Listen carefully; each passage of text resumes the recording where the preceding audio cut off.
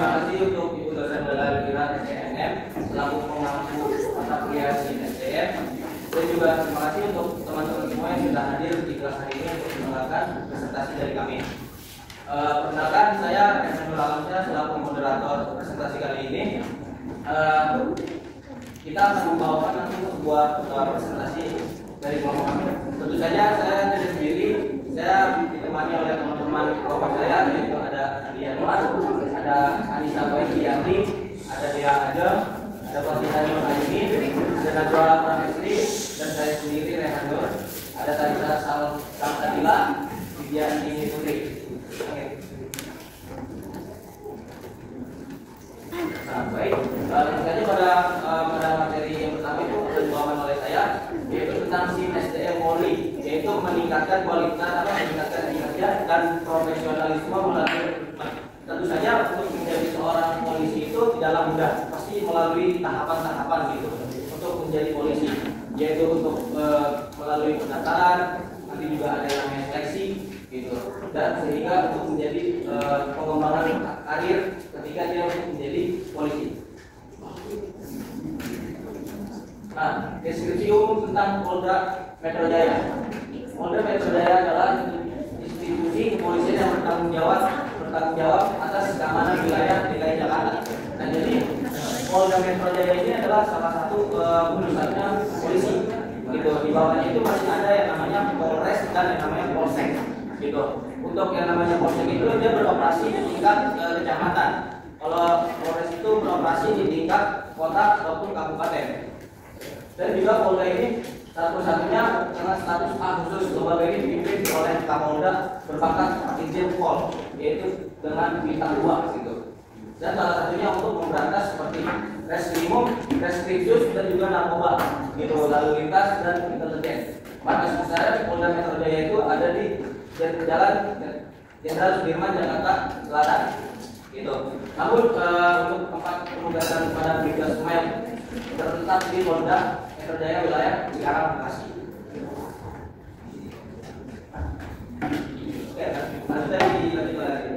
Di sini saya akan menjelaskan tentang si MSDM itu sistem dalam manajemen sumber daya manusia.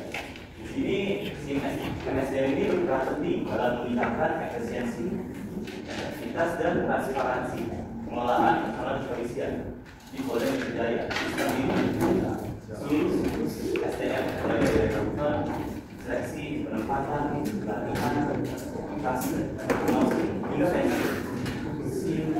MSDM ini memungkinkan data personal diolah secara terstruktur dan diberikan secara nyata sehingga untuk mengambil keputusan berbasis data serta mencegah praktik nepotisme dan kesalahan administrasi.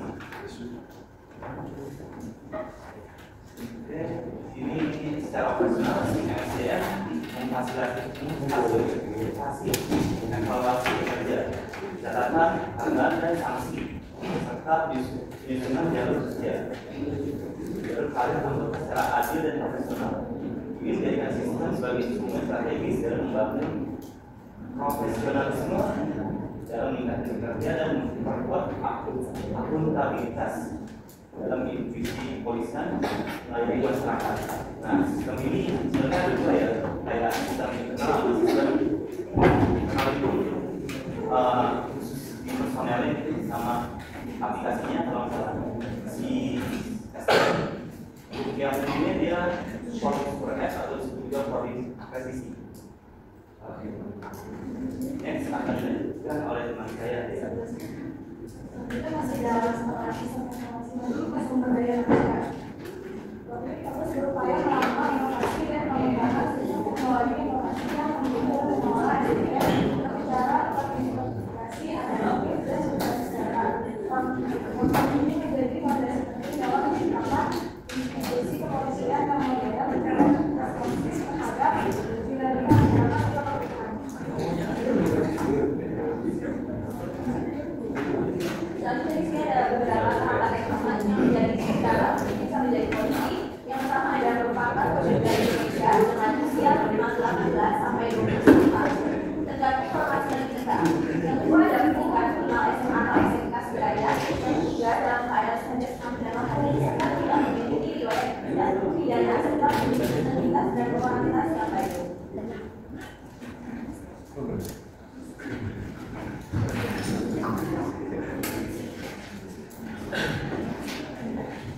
Selanjutnya ini ada slide seleksi profesi polisi Polda Metro Jaya. Yang pertama itu ada melakukan pendaftaran online dan verifikasi dokumen. Yang kedua mengikuti pemeriksaan administrasi. Yang ketiga ada melakukan tes kesehatan tahap pertama yaitu fisik dan medis. Yang keempat ada melakukan tes psikologi. Yang kelima ada melakukan tes akademik berbasis komputer atau SAT. Yang keenam ada peserta mengikuti tes jasmani dan tes kesehatan tahap kedua. Yang ketujuh ada proses seleksi ditutup dengan tahap akhir berupa pemeriksaan menyeluruh terhadap kondisi fisik sebelum masuk pendidikan di sekolah polisi negara atau SPM. Seluruh tahapan tersebut bertujuan untuk melakukan kualitas fisik, mental, dan intelektual dan moral calon anggota Polri. Selanjutnya ada pengembangan karir profesi polisi.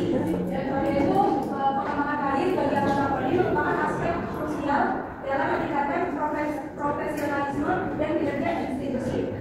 Berikut ada faktor yang mempengaruhi pengembangan karir dalam profesi kepolisian. Yang pertama ada perencanaan karir, yang kedua ada pengembangan kompetensi mengikuti pelatihan pendidikan formal dan pengalaman lapangan. Yang ketiga ada penilaian kinerja dan profesi. Yang keempat ada promosi dan evaluasi jabatan. Dan yang kelima itu ada pembinaan karakter dan etika.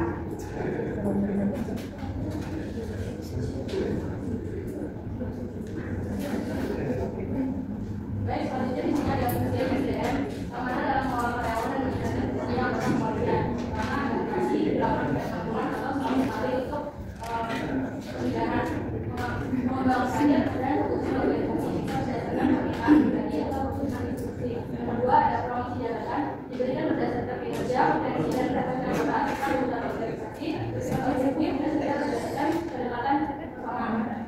Selanjutnya ada evaluasi kinerja yang dilakukan rutin oleh atasan dengan memulai kehadiran perintah tugas dan dilakukan. Hasil evaluasi digunakan untuk motivasi promosi atau sanksi. Dan terakhir ada kompensasi yang berupa gaji, tunjangan, bonus kinerja dan penghargaan administrasi. Anggota dengan pelanggaran dapat dikenakan sanksi berupa pemotongan hak atau bebas.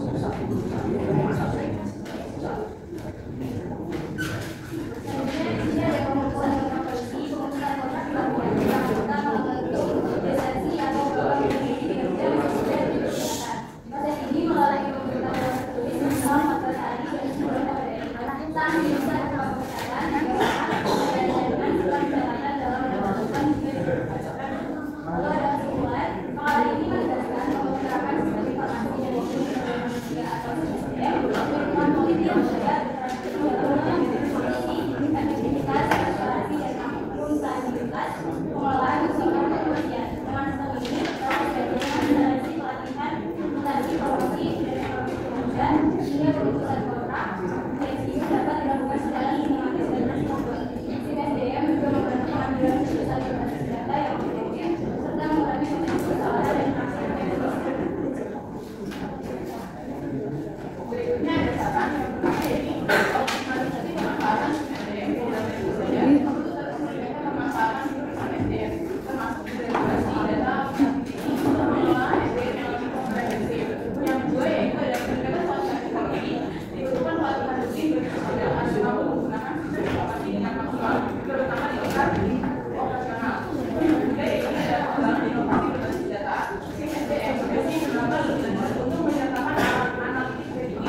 Dalam perencanaan karir dan kebutuhan personelnya. Yang keempat, yaitu ada membuat sistem reward dan punishment, sistem evaluasi berbasis fungsi SDM harus diikuti dengan sistem penghargaan dan sanksi yang transparan dan konsisten untuk meningkatkan motivasi dan kinerja anggotanya. Yang kelima, berdasarkan ini ada evaluasi berkala, diperlukan audit dan evaluasi berkala terhadap sistem untuk menyesuaikan dengan dinamika organisasi dan transformasi. Kemudian ada dokumentasi saat wawancara. Sekian presentasi dari kelompok kami. Jika ada yang diperlukan, ya silakan.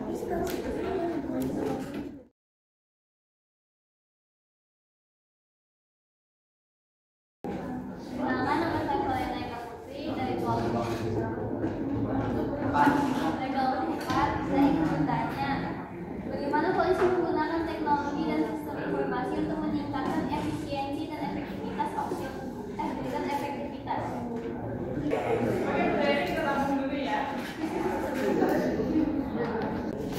Pertanyaan saya dari kelompok berapa kita?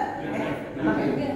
3. Saya dari Saya Weli B. Septiadi dari kelompok 6 ingin bertanya, bagaimana pembinaan karakter dan etika yang dilakukan pada tempat narasumber bekerja? Pertanyaannya bagaimana pembinaan karakter dan etika yang dilakukan pada narasumber di tempat kerjanya ya, ataupun pada polisi lah ya. Pembinaan karakternya ini secara rohani atau mental untuk memperkuat iman dan takwa pada personel gitu, serta untuk bertujuan untuk menumbuhkan nilai-nilai moral dan spiritual sebagai dasar dalam pelaksanaan tugas dan kehidupan sehari-harinya. Dan etikanya itu pertama etika kenegaraan, etika moral anggota Polri terhadap NKRI, Pancasila, UUD 1945 dan kebinekaan. Terus yang kedua etika kelembagaan. Terus yang ketiga etika kemasyarakatan, dan yang terakhir etika kepribadian. Itu jawaban dari saya. Gimana ini? Ya. Oke, saya akan menjawab pertanyaan dari Rena kelompok 4 ya.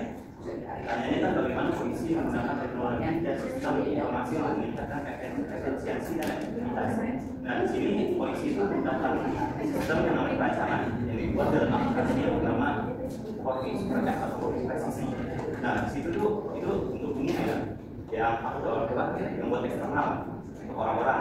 Jadi orang-orang bisa pakai situ kan itu beberapa fitur yang bisa dipakai kayak perpanjangan SIM online. Jadi kita nggak usah datang ke Samsung atau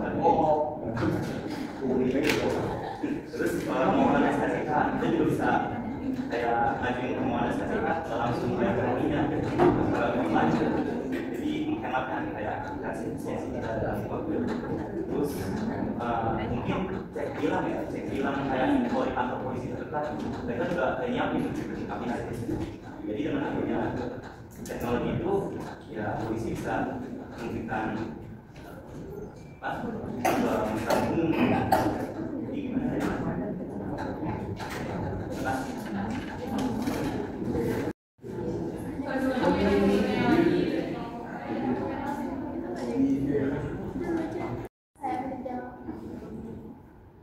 Perkenalkan, saya Brida Mayati, perwakilan dari kelompok 3. Saya ingin bertanya, menurut pendapat kalian gimana semisal ada orang yang ingin masuk polisi tapi lewat jalur dalam, kalau enggak yang jalur uang? Terima kasih.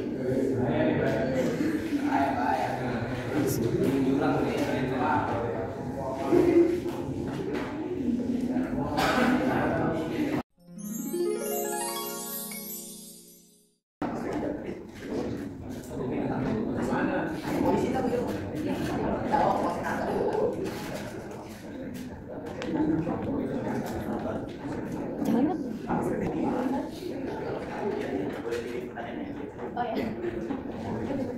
Absen di my best, absen.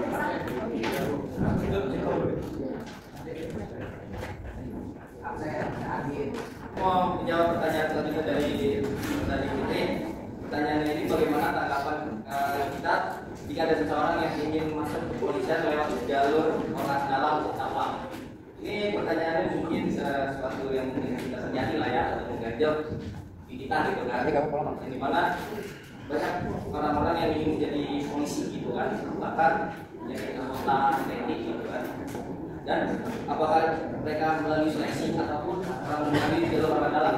Tentu kalau tanggapan dari kita itu tidak dibenarkan, karena itu bisa melanggar prinsip keadilan dan integritas institusi kepolisian gitu kan. Tapi sebagian itu mungkin ada gitu kan, orang-orang yang mungkin daftar polisi itu melalui orang dalam itu hanya sekedar oknum. Tapi kalau oknum ini dihubungkan itu bisa menjadi satu kantor gitu. Tapi nggak banyak gitu. Itu dimungkin banyak sih gitu kan. Itu merusak integritas kepolisian gitu kan. Jadi tidak dibenarkan gitu untuk menjadi mendaftar kepolisian itu pasti ada yang namanya pendaftaran terlebih dahulu gitu kan. Dan juga pelatihan untuk menjadi calon anggota polisi itu dalam rohani jasmaninya itu sehat juga gitu kan gitu. Dan juga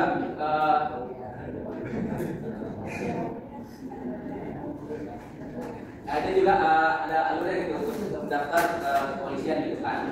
Jadi untuk melalui jalur dalam atau uang tidak digunakan karena itu masing-masing lah gitu kan. Itu sekian dari jawaban dari kita sebenarnya. Oke, baik, selanjutnya kita ada kuis gitu untuk 2 pemenang, berarti 2 kelompok ya.